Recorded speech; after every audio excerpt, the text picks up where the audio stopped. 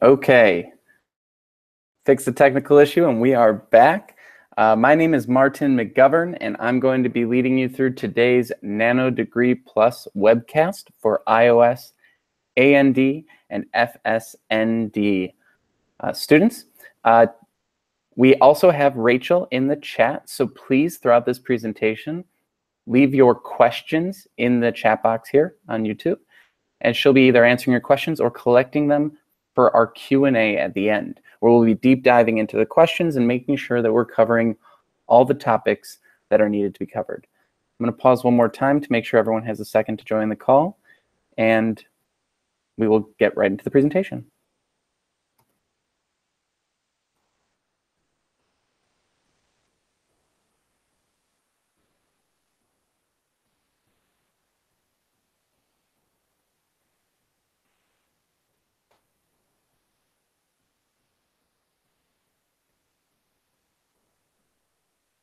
All right, well, thank you so much again for joining today's call. Here's a little outline of what we'll be going over today. We're going to start by talking about what to do after graduation. We have some very specific steps of what's going to happen over the next 6 months in the program. And we'll be talking about this by going over the 3 pillars of your Nanodegree Plus job search. Now, these 3 pillars include being an active job seeker, standing out through skill development, and networking. And networking is going to be the most important one. It's also the one we get the most pushback on. And we're going to get into why that is and some ways to think about networking so that it's not quite as scary. Because at the end of the day, the whole point of the job search is to talk to people who work at companies. So whether it's through the application process and then getting an interview or reaching out to someone via email, the goal is a conversation with someone at the company you want to work at. So we're going to go deep into why that's important and how we can get there.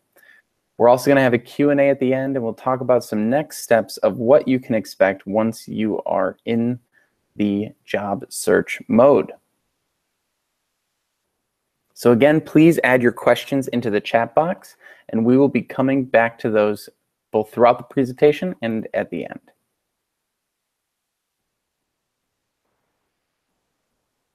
All right, you're about to graduate. Now what? Well, some of you may have already graduated or have maybe gotten a head start on the job search at this point. But it's officially at this point that we're going to begin our 6 months of support, and that's on the day of your graduation.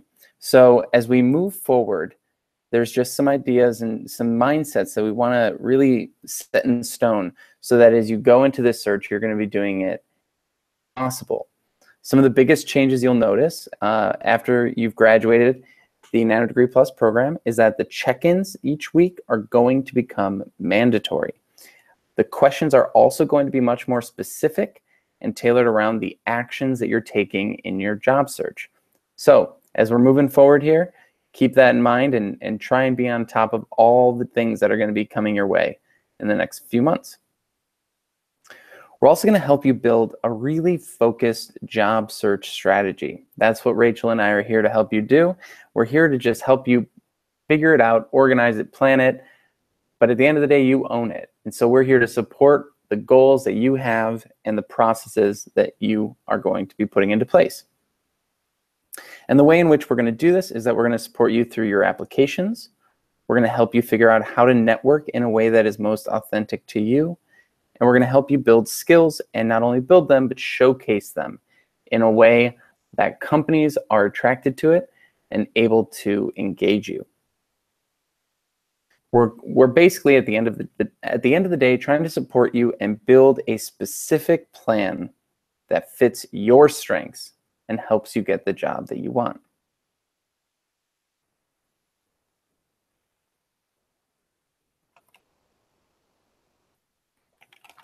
So what does it take in this day and age to get a job? How do you do it? What is the process like? These are all the really big questions that I'm sure are buzzing in your minds as you started sending out your first applications or started to put together your resume. What is this process going to look like? Well, the first thing you can expect is that it is going to be a lot of work. You'll be working your butt off, as the slide says. And as you can see on the right here, this is a sort of high-level view of the steps along the way as you go through the job search process. Now, if you take a look at the first one, applications. So we'll just kind of go through this real quick. First, you're going to figure out which companies you want to apply to, and you're going to send out all your applications. You'll be doing that on a daily and a weekly basis. You'll then start getting calls back. Mostly rejections, unfortunately, but that's just how the job search works. But you can see that bit of a drop off there, but you'll start getting phone screens. And then the phone screens turn into technical interviews into coding challenges into on-site interviews, and on-site interviews into job offers and negotiations. Now you can see there's a lot of steps along the way. And unfortunately, the job search process does take quite some time. But if you're consistent and you're making sure that you're following the recommendations that are laid out here and that we'll go over in your coaching sessions, then you're going to put yourself in the best position for success. For many of you, this is going to be a full-time job, and we really do need to look at it that way. Even if you are working on top of this, you need to actively put aside time and schedule it in your calendar so that you don't put these things off. It's very easy to say, well, I'll apply to that tomorrow, or I'll reach out to that person later. And then those things snowball, and you end up getting a big procrastination bucket at the end of the week. And now it's Friday, it's too late. So you don't want to be putting anything off. You want to be taking action as quickly as you can and as often as you can. Because the goal here is to build a pipeline of applications. We really want to make sure that there is enough applications going out and enough connections being made that an offer can actually come through. And again, I want to reiterate why it's so important to reach out to lots and lots of people and send out lots and lots of applications. It's essential because this is what the more you send out, the more work you put in, the more you're putting yourself out there, the more opportunities for serendipity and success there are. You can see, just take a look at this first graph to the second graph, right? The drop off between the number of applications, almost near 320, down to below 40 in this graphic, just shows how how big of a drop off there is between one and the other. So again, the more you put out there, the more will come back. You need to increase your chances for opportunities and for serendipity. So if you're not going out there and you're not networking, if you're not meeting people for coffee, and if you're not sending out applications, and sending out applications with a person on the other side to pull it out of the stack, which means you have to network even if you're just applying online, then you're just not going to get even these results, which have a big drop-off. So again, we want to just really emphasize that this is your job search to own. No one can do your job search for you. Recruiters can't do your job search for you. Coaches can't do your job search for you. At the end of the day, it's on you, and the company wants to see someone who takes ownership of their job search and puts in the effort to understand what companies they're applying to, why they want to work at those companies, what skills they bring, and what problems, more specifically, they solve. So as we go into this, just know the number of applications is really important, and making sure that you're connecting with real people on the other side so you can get those initial phone screens. Now, we are here to help you through this process, and that's what we'll be going through as we enter the pillars in this presentation. So let's look at the structure. Some of you may have gotten an email with our new terms, and so we'll address those in a bit. But for those who enrolled prior to April 5th, you'll fall under the original terms. And we recommend that you do the work listed in the new terms, but you won't be held to it if you enrolled prior to April 5th. Now here's the original terms of the program. The original terms were to complete your onboarding survey and schedule an onboarding call with me after your graduation. You want to submit at least 3 applications per week and track those applications in a spreadsheet. You want to respond to communication from the careers team within 72 hours, which includes weekly check-in surveys, career support opportunities, such as mock interviews, advisory calls with recruiters, etc., and interest in hiring partner jobs. And that's why you really want to be able to respond quickly, because the stuff that we're sending you is directly related to the success in your job search. You want to schedule a tracker review call at 2 months if you've not found success in the job search yet, and you'll be getting a notification at that time. And you need to have at least 1 year of work authorization by the time of graduation of the program. And it's really important to track everything as you're going through this. So when we talk about submitting those 3 applications per week and tracking them, that tracker, that spreadsheet, is what we would review at the 2-month point when we have our halfway call.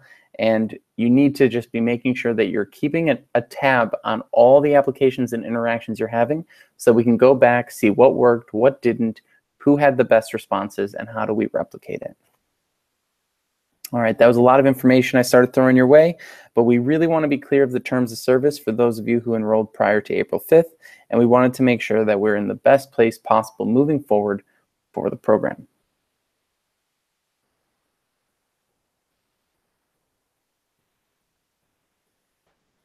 Now, as we mentioned, we recently updated these terms of service to increase your chances of success. And these updates are based on our best performing students who got job offers after graduation within 6 months of the program. So that's the goal. You want to be employed within those first 6 months. And in order to do it, you actually need to increase your activities from all the different areas of the job search, from the applications to the networking to the skill development. You want to be an active job seeker. And again, being an active job seeker is someone who owns their own search, someone who looks at the results, knows that the outcomes are going to be tied with the effort they put in, and learns from the things they're doing, adapts, and grows. This also means that when you have questions, you try and find the answers. There's a lot of excuses that happen during the job search. We want to avoid having an excuse mindset. If there's an underqualification, the question isn't, oh no, I'm not qualified, what do I do? It's, I'm not qualified, here's what I'm going to figure out what to do, right? And we're here to be a resource, so of course ask questions, but the expectation is that you're going to be an active job seeker who tries to find answers. If you're putting together your resume, use the resources that we have available, but also go above and beyond. Try and find some resources on your own. Look at Google and just see what's out there. If you can't find someone's contact information, dive a little deeper. See if you can find a blog they wrote or a meetup that they've run, and see if you can find their information that way. It's about being a bit of a detective and about applying these things to your search.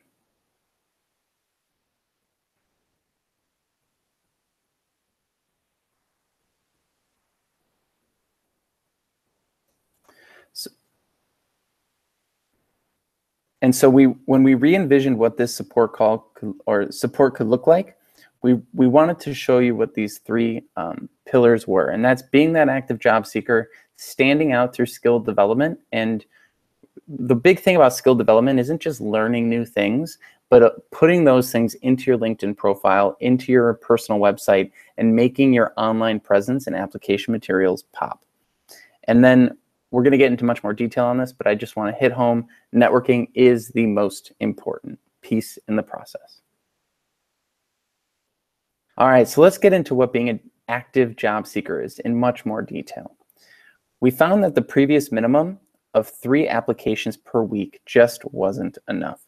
Being an active job seeker required doing much more than the minimum. So we simply expanded the requirement slightly, taking it from 3 applications per week to 5 applications per week. Now, this is a small increase, but over time, over a 6-month period, you can see that it multiplies the effect of your search, right? And if you can do even more than 5, then you're really knocking it out of the park. So the bigger pipeline, the more applications you send out, the more opportunities you're going to get back. This is taking the same mindset that a company would take in trying to find a candidate. They're not just going to look at one candidate and say, okay, they're going to look at lots of candidates. And you should be doing the same with the companies. You should be looking at lots of companies, comparing them, and trying to find the best one for you. Tracking your own applications is a requirement of the program. And I want to just reiterate what we had said earlier. If at the 2-month mark, you have your tracker call and you don't have your application tracker ready for that call, you could lose your eligibility for career support. So be sure to be tracking everything. And again, the reason that we're telling you to track everything is because this is a directly correlated action to getting jobs. So if you're just sending out applications and not tracking it, not paying attention, so there's all these websites out there like ZipRecruiter where you can do one-click apply. There's lots of students who just do a whole bunch of one-click applies and then never track any of it. So a week later, they don't follow up with any of them. And none of the companies have their, the communication breaks down. They don't know who's at that company. They don't know who to follow up with. And so they end up losing the opportunity at that company because they didn't track it, find a person who works there, find a contact that they could follow up with, and make sure that they're actually connecting with the company instead of just sending their resume into the black hole of the internet. There's lots of ways that you can do this. We're going to be sharing with you a number of things from HirePool to spreadsheet, Google Spreadsheets, but whatever the best way to track your approach is the best way to do it. And I want to talk about one of our students who's Jason down here. So Jason was an MLND plus grad. He's now working at Beckman Coulter as a data scientist. And what ended up happening with him was, he was just applying to the minimum per week. All throughout his job search, he thought that he was doing a good job because he was hitting the minimum, but he wasn't getting the results that he wanted. So he decided one day that he was just going to go above and beyond. He started sending 20 per week. Now, there is a very big difference between 5 per week and 20 per week. And as you can see in this quote below, he said it made all the difference for his search because it opened him up to more opportunities, right? So if you don't send your information to a company, then they can't consider you for the job. If you do send your application to lots and lots and lots of companies, you have more and more opportunities to be considered. And then if you pair that with networking, as we're going to get to later, you actually have a real person on the other end pulling your resume out of the stack. Now you've got a higher number of applications out, a higher number of people seeing your application and not getting filtered by the system, and then a great conversation to follow. And that's how you find jobs. So we're going to be building that pipeline of applications every single week. And we hope that you'll end up like Jason, putting out all your best applications and making sure that you're hitting the quantity to really knock it out of the park. Now we want to stop here and say, what are the different application materials that you're going to need as you start sending out these applications? Well, the first thing that you need to know is that there's really 3 main things that people use in order to get their materials together for the job search. The most common one, as you know, is the resume. Everyone needs to have a resume to apply for a job. The second most common is a CV, also known as a curriculum vitae. I'm not the best at pronouncing that. And your LinkedIn. Each one of these is extremely important to have, and each one serves a different purpose. So I wanted to break this down for you a little bit, just to kind of give you an idea of what each one of these things are and why you need to have all of them. Well, the first one's a resume. I think we all know why you need a resume. It's what goes through the system. It's what every company requires in order to consider your application. Now, a lot of folks have 2, 3, 4-page resumes. It's too much. Your resume should really be no more than a page, and it should be a concise 1-page document that showcases your experience and how what you've done applies to what you want to be doing for this company. Your bullet points should really match the same content that's in the job description. So if they talk a lot about Android, or if they talk a lot about full stack, you want to make sure that that's represented multiple times within your resume. And so here's a great way to think about each bullet point. You want each bullet point to tell a story of how you solved a problem, right? So I developed insert feature using insert technology that led to an insert outcome.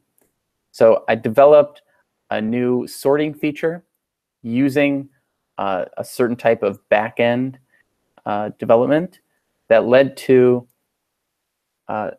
users being able to organize their information better within the app, right? So this is just one way to think about these bullet points. You want someone who, even if they're not technical, they could read your bullets and understand what problem you were solving, how you solved it, and what the outcome of that problem was. And then to be able to go into an interview, and if they asked you about that bullet point, you could say, well, here's actually the whole story behind it. Here's why we wanted that feature. Here's why that technology was what we were using. And here's why that outcome helped the business overall. You didn't just do it for the sake of doing it. You did it to actually impact the company's business or the customer's experience or so on. So be able to back up each one of your bullet points. That brings us to the CV. This is your 2 to 3 page historical document of all of your work. It could even be longer than 3 pages. If for your own records, there's another sort of version of this called the master resume, where you just include everything you've done for every job, and you use it sort of as a reference point that when you create your tailored resumes, your one-page resumes, you just pull out the most relevant information for the job you're applying to, get it into one page, and send it off. So there's sort of 2 versions of this. One is the master resume that you keep, that you don't ever send to anyone. And then there's the CV, which is a 2 to 3 page historical document of all your work that might be requested, might not. It's not the most common thing, but it's great for you to just keep a running list of all of your academic research, awards, publications, presentations, everything in one place, so that anytime that you come across a job listing, you can tailor your information to that listing. And then that brings me to LinkedIn. First of all, you have to have a LinkedIn. This is going to be one of the key things that recruiters and hiring managers will look up to find you. And they want to be able to get to that page and know what it is that how you think, who you are, what things you've done. And this is really a great spot because it's so flexible. You can include media, you can link out to your projects, you can do demo videos of what you've built and link to those videos. And in the descriptions, you can really tell the details of the story. You can start in the description by saying, here was the problem that we were solving, here's what the company does, here was my projects, here's how I accomplished those, here's all the technologies I had. And know that you should always err on the side of more detail, because LinkedIn uses scrapers and uses keyword searches in order to find profiles based off of not only what keywords the profiles have, but how many times those keywords are in those profiles. This doesn't mean go, load up your profile with a bunch of keywords. That's not good either, because when they get there, they want to be able to, know it makes sense. But this is your area to say, okay, what was on my resume? How can I tell a better story with that? Because I have more room to do it here versus a resume which is limited to that one page. And in your summary, that's a great way to talk about the industries that you're interested in, the types of work you're interested in doing, and what it is that about your approach that sets you apart from everyone else. And this brings us to that skill development, another way to stand out. You can set yourself apart from your competition by continuing to learn and develop your skill set. A lot of folks have a real confidence issue around not having enough experience, and this desire to go learn new things and build new things and develop your skills is really the best way to overcome that lack of confidence. And so as you're thinking about going out there, you want to be constantly trying to make your application materials more and more robust. And you also want to keep them very up to date. So every time you learn a new program or build a new thing or update your GitHub, right? These are all things that you're going to be doing constantly. And so when someone goes to your GitHub, are they going to see a really beautiful green GitHub, or are they going to see an empty GitHub? Or if they go to your LinkedIn profile, are they going to get a story of the types of things you do and how you do them? Or are they going to get no descriptions underneath the job titles. If they Google you, will you actually come up in the search, right? These are all the things that the more you do and the more consistently you're doing it, the more you're going to show up and the better chance the company is going to have of understanding who you are before you walk in the door so that you can actually put your best face forward.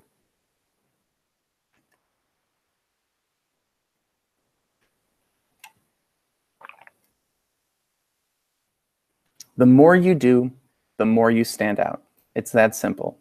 And the converse, the less you do, the less you stand out.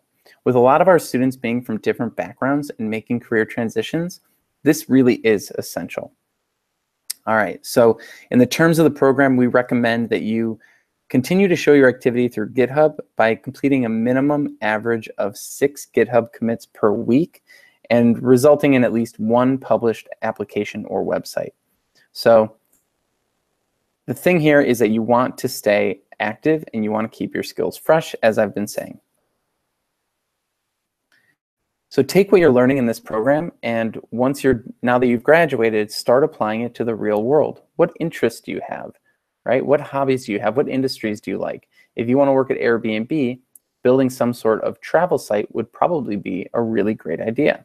So, or a travel app would be a really great idea. So take what you've learned and go apply it to the real world and then showcase those new projects as you go along in your search. And here we'll touch on Christopher. Christopher wasn't getting a lot of traction in his search. So he decided that his focus was going to be on learning, building, and making things that differentiated him during his search. As you can see here, he works at eShow as an iOS developer. And what he decided to do was just learn something new every single day and create as many projects as possible to demonstrate this new knowledge. Now, there's a lot of great things that can happen when you're doing this. Number one, if you create a neat project that relates to an industry, you can actually reach out to people that work at the companies that you're interested in and say, hey, I just built this thing, thought you might find it interesting. Would you be up for grabbing coffee and chatting at some point? I'd love to learn more about the industry. Clearly, I'm interested in it because I've been building these things, right? You start to sort of see how these pillars cross over one another. Sending out lots of great applications is good, and then you pair that with networking with people at the companies, and it's even better. Building your skill set is great, then sending out the applications and reaching out to people at the company, you're going to be moving up the chain and becoming the best candidate in the pool. So as you can see here, it worked out for Christopher, and he's now at eShow, and this is just one example of why it's really great to be building your skills and continuing to do this throughout your search. Now let's take a look at a couple of skill development GitHubs in action. Which one of these do you think pops the most? And I already kind of gave this away on the last slide, but it's a pretty obvious answer. It's the third one. Look at all that green. Look at all the dark green. That's what's important. When someone Googles you, are you an empty profile? Or are you someone who is clearly interested and active, learning all the time and building new things? Because companies want people that go above and beyond.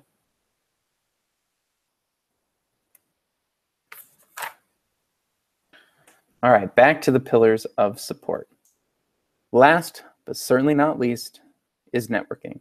This is where we always get the most resistance, but it's the best way to get ahead of the competition and develop connections within companies.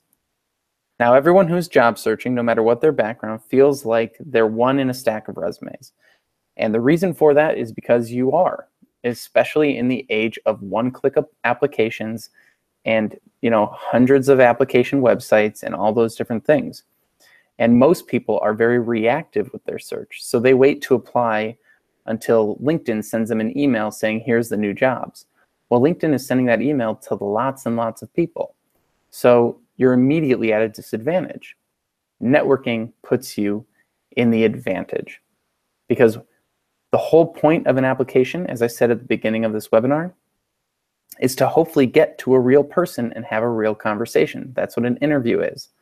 But you can circumnavigate that entire process just by reaching out to a person directly. So if there's a company you're interested in, or if there are people who are doing the work you want to do, reach out to them via email, say, hey, let's get together. I'd love to learn about what you're doing, and just jump the line. You don't even have to wait for the computer to scan your resume because you're already talking to the person you need to be talking to. It seems scary. It seems like it's a lot of work, and it can be at times, but it's actually going to save you time in the long run and save you effort in the long run if you just reach directly out to people rather than sending it in your resume to the black hole and praying that you hear something back. You want to be a face, not just a resume. And in terms of the program, we really do recommend that you establish meaningful connections with an average of 3 relevant industry professionals each week via email, LinkedIn, Twitter, in-person events, coffees, etc. I think getting coffee with people is probably the best way to do it because no one wants to turn down free coffee if they love coffee or tea. And you keep it to a half hour. If it doesn't go well, there's thousands more people to meet. So don't worry about it. You could mess up probably 50 of those conversations and still have thousands more people to reach out to. And we'll talk about that in our calls when we go through, when we look at LinkedIn and how to find people on there. But your goal is to have meaningful conversations about open roles in your field and about the industry at large. So if you can meet with people, and I like to think of it more as nerding out rather than networking, just talking about things you're interested in. And if you're interested in them, then it's going to be a much better conversation because you don't have to carry the whole thing. You just have to ask lots of great, curious questions. So 3 great things to think about whenever you're talking to someone new in order to keep the conversation moving forward. Number 1, what is it that they are working on or excited about? Number 2, what is it that they're struggling with or that's preventing them from being able to accomplish the thing that they're working on? And number 3, how can you help them? Can you send them an article? Can you make an introduction? Can you offer to volunteer? Can you fulfill that job that they're looking to fill, right? These are the types of things. What are they excited about and working on? What are they struggling with, or what is preventing them from achieving their goals? And how can you help them? Because that's what a job is. A job is you helping someone at a company achieve the goals that they're trying to achieve. This is going to look different for every person, and it'll shift depending on your personality, but it is a key in the entire job search. It's the thing. Because let's say you don't network at all. Your first network, if you never meet with a single person, but you do get an interview is just networking. It's literally just sitting in a room and networking with a person, but in a very specific way. So you don't want that to be your first time talking to people in the industry. Practice beforehand, and that's why you go to networking events. That's why you talk to people.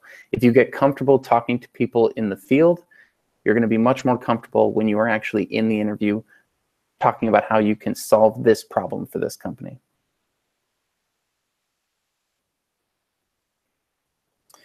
Udacity alumni, recruiters, developers, these are all great people to get together with for informational interviews.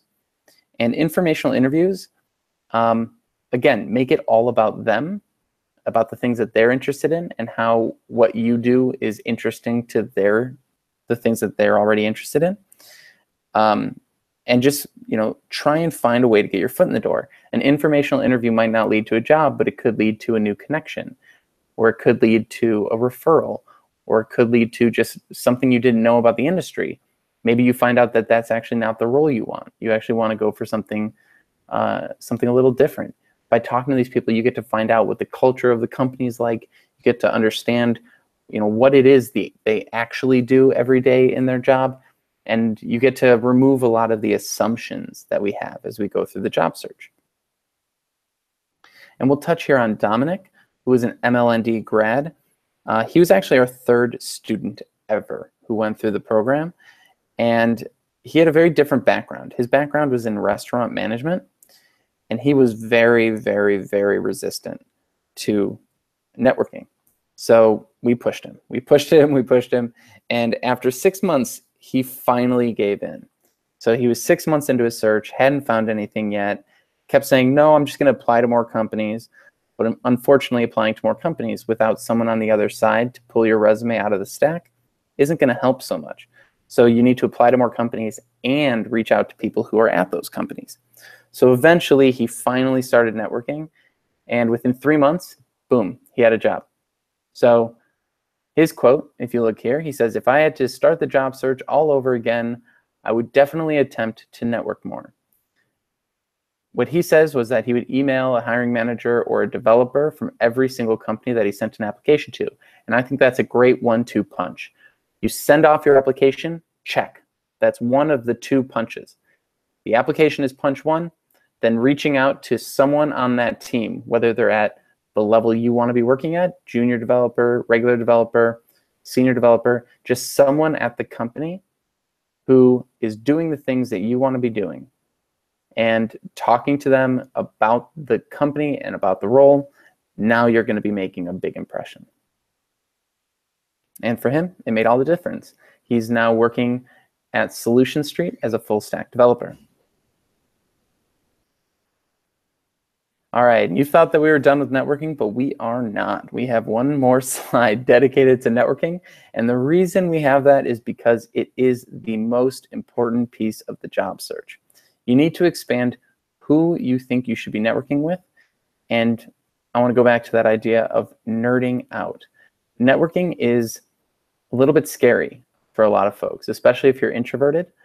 And it almost has a sort of salesy mindset to it, where you're trying to impress people and talk about yourself. And a lot of people don't like to talk about themselves. But if you change your mindset on what networking is, and you change it to, instead of networking, I'm going to just nerd out with people who are interested in the same things I am, well, then you get to say, all right, well, I'm really interested in Android. Who else wants to nerd out about the newest things happening in Android? You get to go to meetups. You get to actually talk about what you're interested in. And you get to really dig into these communities where you can start having those great conversations that could lead to jobs. Now, again, there's no one-size-fits-all approach. You can network within your current network. You can network outside of your network. Start with people that are close to you. But eventually, you're going to have to branch out, and you're going to have to meet people who are second-degree connections, third-degree connections, or not even connections at all. It's not hard. It just takes a little bit of confidence and a little bit of patience and a little bit of research to find out who these people are, and then set up real conversations, preferably over coffee if you can, if not via phone, via email, however you can get a hold of these people.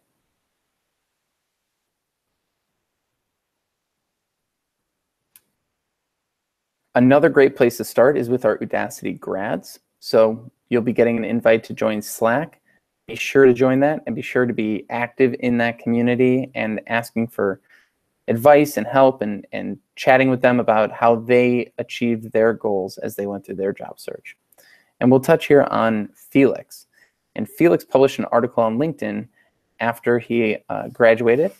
And what you can see here, what he said is that the results were amazing. What he ended up doing was, he said it was very challenging to get a job after being in the boot camp, but what he noticed changed everything was, it actually changed his response rate from 0%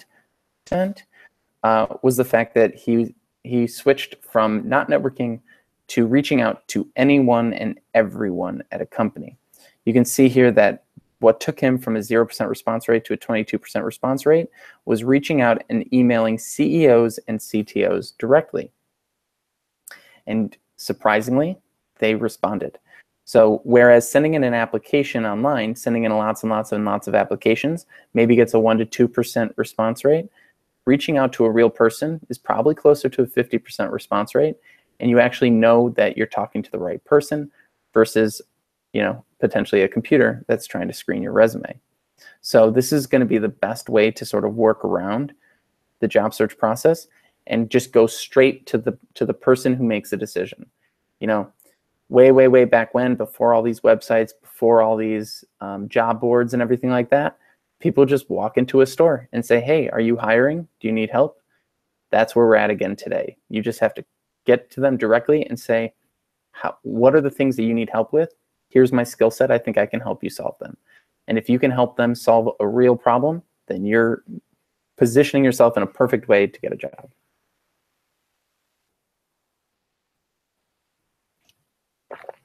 And again, networking really is that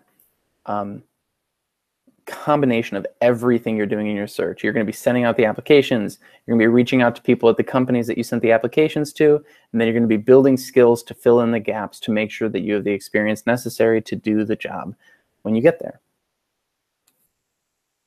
So networking really is key, and just make sure that we're definitely going to talk about it on our calls together. And when I bring it up, be ready with what it is that you think is going to be the most comfortable way to network for you. And take a look at how you've networked in the past. How did you find friends? How did you find hobbies? How did you get out there and do things, right? It's going to be the same way here. So think about it as nerding out, and think about it as, what have I done in the past that has worked, and how can I replicate it?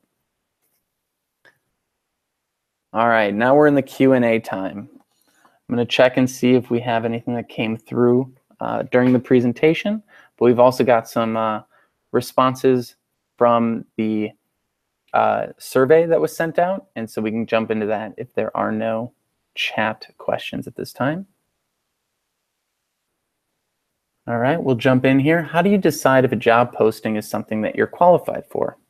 I was talking to a recruiter recently about this, and they said, if it's between 60 and 80% of your qualifications, you should give it a shot. So a lot of folks will look at an application or a job description online, and they'll see the first thing on that list. They go, oh, I don't have that. And they'll stop applying to it. That's really not what you should be doing. What you should be doing is saying, can I do most of these things? Because a job description is really just a wish list, right? It's not a prescriptive document. So if you are just taking the time to say, I think I can do this job, I'm not 100% sure about this, this, and this, well, that gives you things to talk about during the interview, right? You get to say, how much time is spent in this programming language versus that programming language, right? You get to start asking questions about how they're building their product, and start giving recommendations and solutions. And that's what makes you a valuable person to bring on the team. So 60 to 80%, I would say, give it a shot. What if there is no response after I submitted the application or resume to a position? How should I ask about the status? Well, the first thing I want to address here is that you will most likely hear no response. That is the most common response. Probably 80% of the things that you send out will get no response. So what do we do about that? Well, we go back to everything we talked about in this presentation. Make your application materials better, keep increasing your skill set, and keep reaching out to people directly, because that gets the best response rates. So if you submit an application and you get no response, well, if you hadn't gone through the effort to network with someone at that company, then you have no one to follow up with. Then it's just kind of off in the black hole of the internet, and you pray and pray that maybe a month from now they'll get to your resume in the system and reach back out. But if you're doing the job search in the in the way that the best job seekers do it, what you would do is you would send off that application, reach out to someone at the company, talk to them on the phone or get coffee, and then at the end say, hey, I applied for this role at your company. Would you mind, passing the information along to the team, or even putting in a referral, because a lot of companies offer referral bonuses for internal hires. And so there's a lot of things that we can do, and we can talk about this more during our one-on-ones. But the key thing here is, if you pair your applications with networking, then you'll actually have someone to follow up with and make sure that, and check on the status of those applications.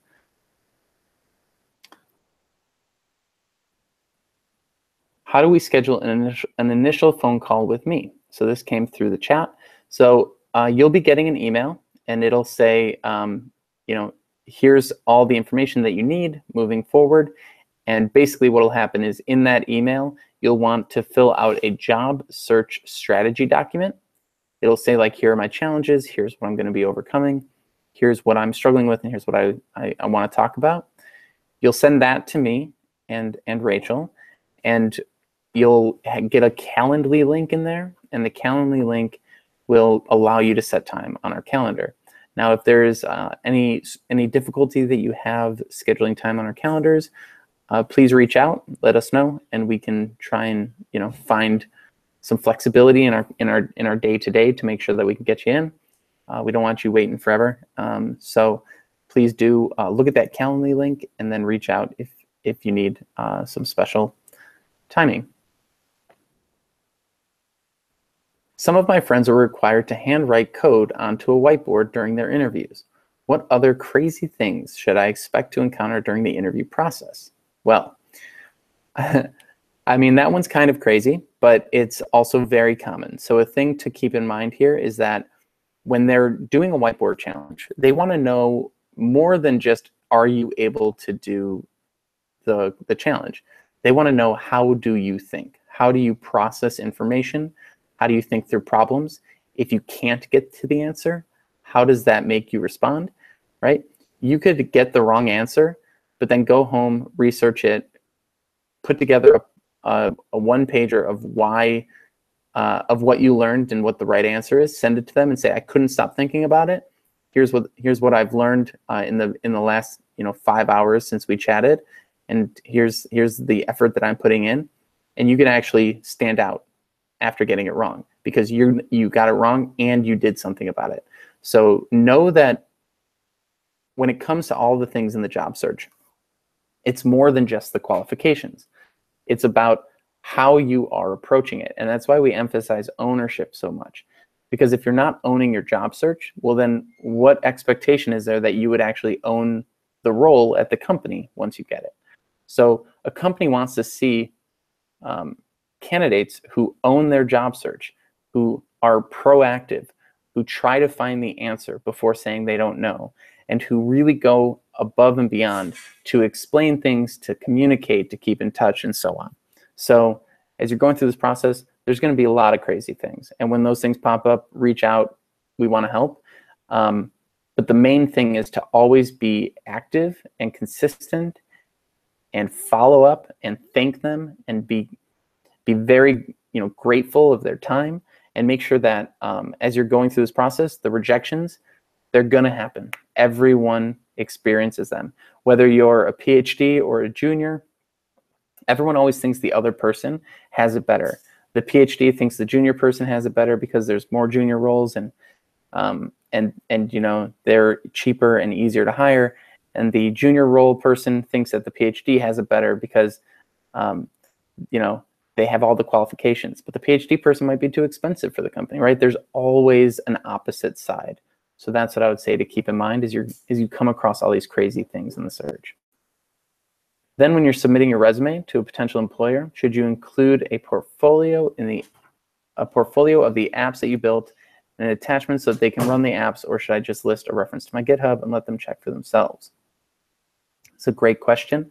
I think the best thing you can do is link to it from your profiles. So you shouldn't include anything more than what they're requesting. So if they say, give us your resume, and you put a cover letter and a resume into that attachment, maybe they didn't want a cover letter, you could get screened just by the systems, by the screening systems, just because you didn't follow the rules. So I would say follow the rules, and then in your PDF, link to your website, link to your GitHub.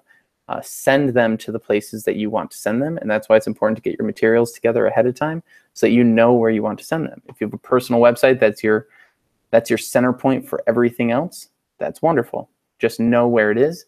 Maybe your LinkedIn is your center point. Maybe your Medium is your center point. But once you know your center point, now you know where to send people. The job description wants skills I don't feel strong in. Should I add them? This is a tough one because you want to include all the skills that you think you're capable of doing. And you want to include them all because companies will search for certain skills. And so when they are typing in to try and find an employee, they're going to type in, do they have iOS? Do they have Android? So on. And so what you want to be doing is including anything that you feel somewhat confident in or that you could learn very quickly. So if you feel like I'm not super confident right now, but if they asked me to do a coding challenge, I could learn it in a week and get that coding challenge done, then it's worth actually including. But if you really have no idea, I would not add things that you don't understand, because then if you get asked about it, they might catch you in a bit of a situation there.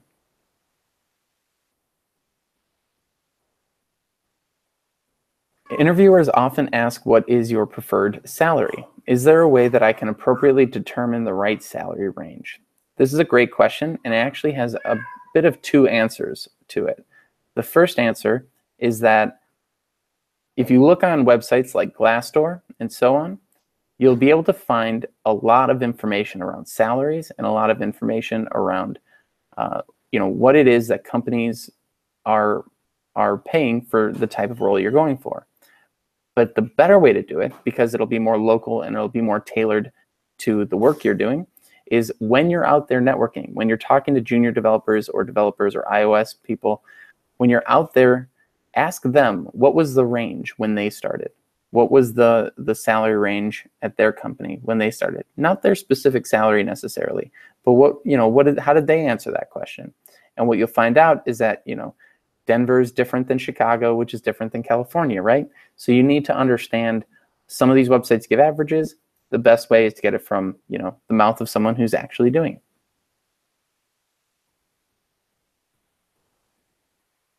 And always give a range. Never give an exact number, because giving a range allows you to be flexible within that in case they come in low or high. Do I need to start looking for a job right away, or can I take a week off? Now, this is a tough one because some people need to relax, but I would say that momentum is one of the biggest things to keep in mind in a job search. You want to keep your momentum up. That's why you need to be consistent. So if you take a week off, then you lose your momentum and then you fall behind, you're falling way back, right? So let's say you're at the bottom of the mountain right now, right? You're about to start climbing the mountain. If you take a week off, you're actually taking like 10 steps away from the mountain. So then when you come back, you have to go like, oh wait, where was my head at? What's my schedule look like? Oh, what were the things that I wasn't paying attention to the last week? And now you've got to like walk back to the mountain just to be at zero and start climbing. So I think momentum is a very important thing in a job search. And any way that you can continue your momentum going is good. So I would not recommend taking a week off unless you have some, very strong reasons to.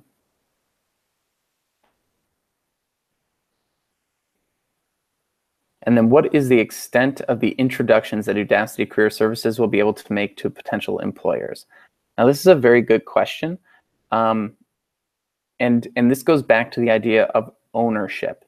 No one else can get you a job. Only you can get you a job. What people can do is share information. They can help make introductions. They can put in a good word. They could do all sorts of things. And, that's what we're here as well. That's what we're here to do as well. There is a jobs board that you can visit on the Udacity site, in which case, those are great partner companies, hiring partners that know what Udacity is, know about our courses and the high quality education that you've received, and so you'll be over that hill. You won't have to explain anything because they already know. So there's no official way that we can ensure that you get an interview or a job with a company, but working with those hiring partners is a way to sort of get a bit of an edge during your search, because they know what it is that you've studied and they know the quality of what you know. And this goes for recruiters too. Don't rely on recruiters to find you a job. The recruiters work for the companies that pay them. They don't work for you. So at the end of the day, your job search comes down to you and your ownership, and we are here to help you navigate the waves that are going to be coming your way, right? It's going to be like ups and downs. You're going to feel like you're on top of the world after your first, or when you get your first interview, and then when you get your first rejection, you're going to be at the bottom of the swing. So we're here to help you kind of balance that out, put structure around it, make sure everything is working correctly, and make sure that we're not falling backwards. And so then on top of that, what you want to do is own it, make sure that you're following up, make sure that you're coming with good questions, and make sure that you're owning this search in the best way that you can.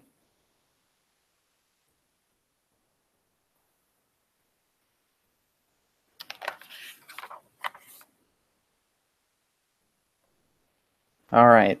So thank you so much for your questions. If you have more, please put them in the chat or send them to us or bring them up at our first one-on-one. So what's next?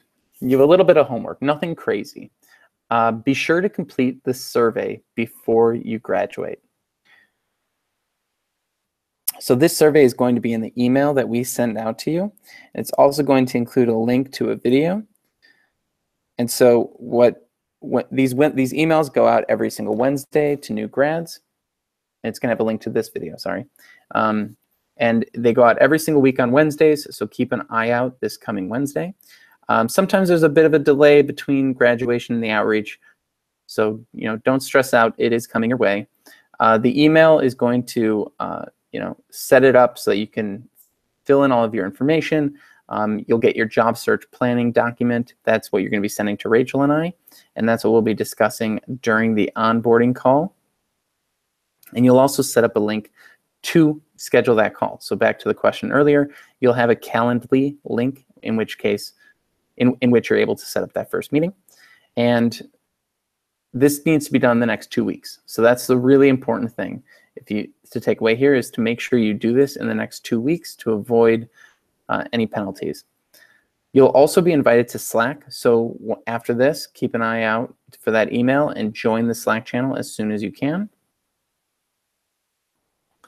And if you have any other questions, you can always get in touch with us at career-support@udacity.com. All right, so that's a lot. I threw a lot your way, but I know you can handle it because you are amazing students doing amazing work, and you've got a really great a few months ahead of you, making sure that you turn everything that you just learned into an amazing job. So we'll be working with you to do that. You're going to be owning your search. We're going to be taking the time to put it all together. And I just want to say thank you so much for joining us this evening on this call. I hope you have a wonderful rest of the week. Keep an eye out for those emails and let us know if you have any questions. All the best.